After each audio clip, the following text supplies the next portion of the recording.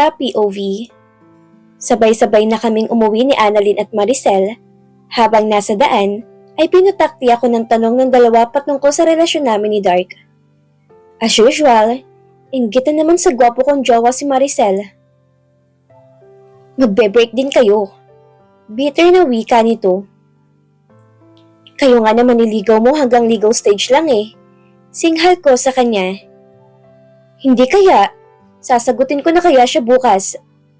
Depensa ni Maricel. Paano mo sasagutin? Ilang araw na nga walang paramdam sa'yo yun eh. Kaya kang umiiyak kagabi, diba? Panalaglag sa kanya ng kapatid niya. Siguro na turn off sa bunganga power ni Maricel. Hindi ata gumana mga candy na ibinibigay niya sa mga amoy ng bunganga nito. Traitor ka, Annalyn? Sigaw ni Maricel na nagpapadyak na lang sa inis. Pagdating namin sa bahay, ay naabutan namin si Mama Stella na nag-aayos ng mga damit sa duffel bag nito. Saan ang punta mo, Ma? Tanong ni Maricel. Maricel, Annalyn, mag-ayos na rin kayo ng mga gamit nyo. May pupuntahan tayo bukas.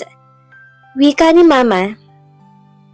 Aira, anak, pasensya na pero kailangan mong maiwan rito. Bumuntong hininga si Mama Stella, kaya naman nagkatinginan kaming tatlo ni na Annalyn. Mama, saan ba kasi tayo pupunta? Tanong ni Annalyn. Sa isla, Annalyn. Narinig namin ang pagsinghap at pagtili ni Maricel, kaya naman sabay-sabay kaming napalingon sa kanya. OMG! Isla, Mama? Seryoso ka? Nanginginig ang mga tanong ni Maricel kay Mama Stella. Oo, 5 araw tayo ron. Ayoko! Tili ni Maricel habang tumatalon pa sa tuwa. Dapat kasi ipinasok mo na yung kapatid mo sa mga mental hospital noon pa. Bulong ko kay Annalyn. Hoy, naririnig kita, Aira. Inggit ka lang kasi hindi ka kasama. Inirapan ako ni Maricel. Bakit ko naman sa Isla Amara na yon? Saan ba yon? At parang excited na excited ka? Tanong ko kay Maricel. Isla Amara, aka Little Boracay. Maganda ron. Para ka na rin nakapunta sa Boracay kapag narating mo yon. Ayi! Makakapagsuot na ako ng swimsuit. Tili ni Maricel bago dali-daling pumasok sa kwarto niya para siguro mag-impake na rin. Mama, di ba mahal doon? Alam ko, anak. Ayoko nga sanang pumunta. Kaya lang nagpumilit si Manolo na tayo na lang daw ang gumamit ng reservation nila sa isla. Nagkasakit kasing asawa niya kaya hindi sila matutuloy. Sayang naman daw kung walang pupunta, ibayad na daw yon. Buong 5 araw na bakasyon sa isla. Nagkatitigan kami ni Annalyn. Pareho kaming duda kay Tio Manolo. Paano kung singilin tayo ng tanda na yun, Ma? Ayokong sumama. Masama ang kutob ko sa gurang na yun. Pahayag ni Annalyn. Kapag tinanggap natin na bakasyong to, ay hindi na rin daw natin kailangan bayaran ng utang ng papa mo. Ha? Talaga? Bakit mas lalo akong kinabahan? Ano bang balak na matandang yun? Iritabling pahayag ni Annalyn. Mag-impake ka na, anak, maaga tayong aalis bukas. Wika ni Mama. Kesa naman problema ang tatay niyo sa utang niya kay Manolo, tanggapin na lang natin to. Pabor naman sa atin to lahat eh. Baka nagmamagandang loob lang ang tiyuhin niyo. Hindi, Ma. Masama talagang kutob ko sa lalaking yun. Mag-iingat ka dito, Aira. Kung kailangan mo magtabi ng kutsilyo sa pagtulog mo, gawin mo. Bili ni Annalyn bago pumasok sa kwarto niya. Aira, tawag sa akin ni Mama, kaya naman kaagad akong lumapit sa kanya at tinulungan siya sa pagtutupi ng mga dadalhin niyang gamit. Ano bang napag-usapan niyo kanina ni Manolo? Wala naman po, Mama. Nag-sorry lang naman po ako sa kanya. Ganun ba? Nakapagtataka kasing bigla na lang siyang bumait. Alam naman nating lahat na agahaman yun pagdating sa pera niya. Pero ngayon, heist. O siya, magbihis ka na anak at kumain habang wala pa ang papa mo. Tumango lang ako kay Mama bago pumasok sa kwarto ko. Nakakapagtaka nga talaga. Ano na naman kaya binabalot ng matandang yun? But anyway, kahit hindi ako kasama, ay masaya pa rin ako dahil makakasama ko si Dirk gabi-gabi dito. Masosolo namin ang isa't isa. Ang landi-landi. Alas 5 pa lang ng umaga ay umalis na si Mama para sa 5 days vacation nila sa Isla Amara. Natawa ako sa bili ni Annalyn na magtabi ng itak o kutsilyo sa pagtulog ko. Para makasiguradong safe raw ako. Pero aanihin ko pa yun kung gabi-gabi ko naman katabi si Pugito ko. He will protect me. Susulitin kong 5 araw na kasama ko si Dirk dito sa bahay. Pakiramdam ko, nagbabakasyon rin kaming dalawa dahil hindi ko na siya kailangang itago habang nasa loob kami ng bahay. Best vacation ever. Dahil gising na rin naman ako, napagpasyahan kong bumili ng itlog at hotdog sa labas para sa almusal naming dalawa ni Dirk. Habang patungo sa malapit na tindahan, ay napansin ko ang 2 lalaking naninigarilyo sa tabi ng daan. Hindi pa mayor sa akin ang mga mukha nila. Nakasandal ang isang lalaki sa puno habang nakaharap sa bahay. Samantalang isa naman na kasama nito ay nakaupo at sinusundan ako ng tingin. Hindi ko na lang sila pinansin dahil baka dayo lang sila rito sa baryo. Pero nakakapagtaka kasi ang tingin nilang ibinibigay nila kanina sa bahay bago malipat ang tingin nila sa akin paglabas ko. Pagbalik ko sa bahay ay nakita kong tulog na tulog pa rin si Dirk sa kwarto. Nagising siya kaninang 4 AM para sana umalis pero pinigilan ko siya dahil solo naman namin ang buong bahay simula sa araw na to. Bago matulog ay naligo muna ako.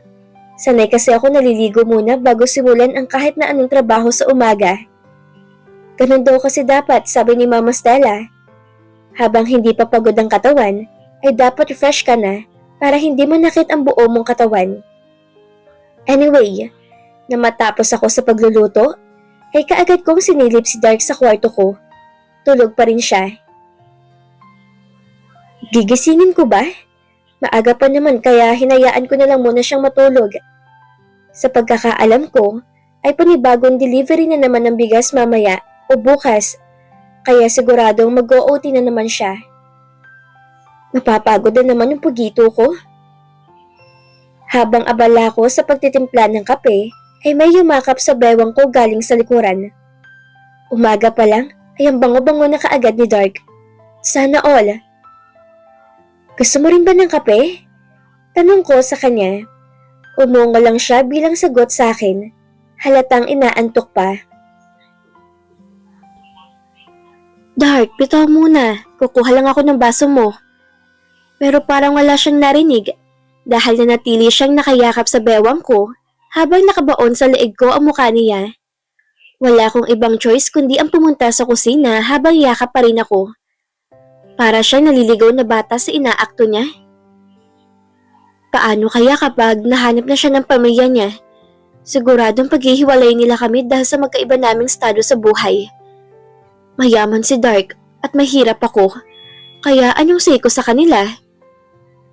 Ganun naman kasi ang mga teleserye, di ba? Ayaw ng mga mayayamang magulang na magkaroon ng relasyon ng anak nila sa mas mababa sa kanila. What are you thinking? Bakit nakatulala ka? Namamaos na tanong ni Dirk, kaya mabilis akong natauhan. Iniisip ko lang kung ilang inches yung ano mo. Dapat pala sinukat, Dirk. Tili ko nang kagatin niya ang leeg ko. Lo? Vampire yarn? You and your dirty mind. Saad niya. Gutom lang yan, Ira. Come on, let's eat. Hinila niya ako papunta sa mesa, kaya natawa na lang ako. Siyempre, bilang butihing jowa, ay pinagsilbihan ko siya sa pagkain niya. Pinagtimpla ko siya ng kape at pinagsandukan ng pagkain. Kulang na nga lang isubuan ko siya, pero ayoko namang isipin niyang patay na patay ako sa kanya. Kaya hinayaan ko na siyang kumain. Oti ka mamaya? Tanong ko sa kanya. Hindi pa sigurado kung mamaya ang dating ng delivery. Don't wait for me ha. Ayokong antukin ka sa paghihintay sa akin. Tumayo ako para kumuha ng kutsara at tinidor ko. Nakalimutan kong kakain din pala ako. Nawala sa isip ko. Bago pa man ako makalayo, ay hinila ni Dark ang braso ko, dahilan para mapaupo ako sa kandungan niya. Umagang umaga ang landi-landi mo. Saad ko. Lo? Sino ba nag-iisip kanina kung ilang inches yung junior ko? Di ba ikaw? Patutsada niya. Ilang inches ba kasi yan? Tansya kasi ay... Gawain niya tagang putulin ang sasabihin ko gamit ang labi niya. Naku, pasalamat siya, mahal ko siya. Umayos ako nung upo sa hita niya, saka ako tinunguan ang halik niya. Parang hindi ko na kailangan kumain. Kiss niya pa lang, ay solve na ako. You smell good. Naligo ka na? Tanong ni Dark habang sinisinghot-singhot ang leeg ko. Oo. Sayang, gusto ko sanang sabay tayong maligo. Ligo ka ulit? Ira, maghunos dili ka? Huwag masyado marupok. No thanks, next time na lang. Sagot ko habang pinapalakpakan ng sarili ko sa isip ko. Akalain mo yun? Natanggihan ko siya? Sa banyo mo malalaman ko ilang inches ang pugito the second ko. So ayaw mo pa rin sumabay sa akin maligo? Biglang nagliwanag ang mga mata ko. Tara, maligo na tayo? Masiglang pag-aya ko sa kanya na ikinatawa niya. Gotcha! Ang basos-basos talaga ng pugita ko. Pangaasar ni Dark sa akin na ikibinasungat ko. Bakit para ka nalugi? Ano na namang inaarte mo ha? Tanong sa akin ni Marcelino. Niloko kasi ako ni Dark. What? Sigaw ni Marcelino na ikinagulat ko. Namambunga nga yan, Marcelino. Balik kong sigaw sa kanya. Naputol tuloy ang pagsisante nito. Bad trip ng baklang to? OMG! Pinagpalit ka agad ni Daddy Dark? Baka naman kasi hindi taga kayo meant to be. Baka kami taga nakadestined para sa isa't isa. Pinagsasabi mo? Kunot na ang tanong ko sa kanya. Diba sabi mo niloko ka ni Dark? Ikaw ang gulo-gulo mo kausap. Gusto mo bang bangasan kita para ma-remember mo kanina mo lang sinabi sa akin? Oo, niloko naman talaga ako ni Dark. Akala ko sabay kaming maliligo kanina. Pero bago pa man ako makapasok sa banyo, ay binagsakan na niya ako ng pinto sa muka habang humahagalpak ng tao sa loob ng banyo. Diba? Liar siya, tapos paasa. Never mind. May alki lang kaming dalawa. Pahayag ko, saka na lumbaba sa mesa. Wala pa naman kaming customer ni Aling Loleng, kaya patambay-tambay muna ako habang katsikahan si Marcelino de Mercy. Boss Ganda, good morning! Masiglang bati sa akin ni Gonza, kasunod ang dalawang aliping sa gilid niya na bumati rin sa akin. Depress pa rin ba si Tukmol? Tanong ko kay Gonza na makalapit to sa amin. Hindi na, Boss Ganda.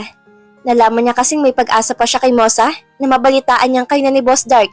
Kaya ayun, inspired na ulit siya. Sagot ni Gonza habang sinusuklay pataas ang buhok niyang napaspike. Good for him. Ibig sabihin ba niyan, hindi niyo na ako kukulitin na maging boss niyo? Ayaw na niya tagang maging leader ng Eagle Wings. Boss Ganda, kaya nga simula ngayon kami na ang Wingster. Biglang sumakit ang ulo ko nang marinig ang bagong pangalan ng gang nila. Siya nga pala, Boss Ganda. Pansin mo ba yung mga bagong mukha rito sa baryo? Oo, bakit? Tanong ko kay Gonza na kumuha sa atensyon ko. Masamang kutob ko sa kanila, boss. Matagal na sila rito naglalagi sa atin, kaya naman nakamata rin kami sa kanila. Alam mo ba, napansin namin na kung wala sa'yo ang mga mata nila ay nakay Boss Dark. See?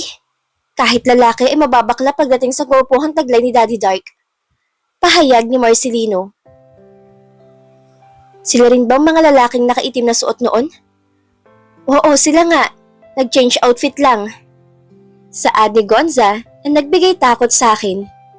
Hindi para sa sarili ko, kundi para kay Dark. Gonza? Yes, Boss Ganda? Payag na ako maging leader ng Wings Club. Desidido kong pahayag. Wingster lang, boss ganda, walang club. Pagtatama ni Gonza sa akin. Yes, may magandang boss na tayo. Masayang sigaw ni Gonza, saka siya nakipag-appear sa mga kasamahan niya. Nababalo ka na ba? Tanong sa akin ni Marcelino. No, maganda lang ako pero hindi ako baliw. Sagot ko sa kanya na ikinangawi niya. Gonza, magkakaroon ng first meeting ang Wingster. Ihanda mo ang lahat ng bata natin. Pahayag ko. Roger, boss. Aalis na sana sila nang tawagin ko ulit sila. Saan nga palang hideout nyo? Tanong ko. Sa may sabungan, boss ganda. May lumang barn doon na hindi ginagamit ang pamilya ni Goku. Kaya doon kami nagtitipon-tipon kapag may meeting. Sagot nito, kaya tumango ako. Ano bang pumasok sa kokote mo't sumali ka sa frat nila? Tanong ni Marcelino na makaalis ang mga tauhan ko. Shit! May tauhan yun? Feel na feel ko tuloy ang pagiging leader ko.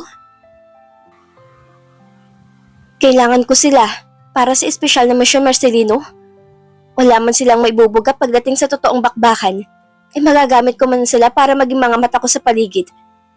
Kailangan ko sila para bantayan si Dark laban sa mga taong humahabol sa kanya.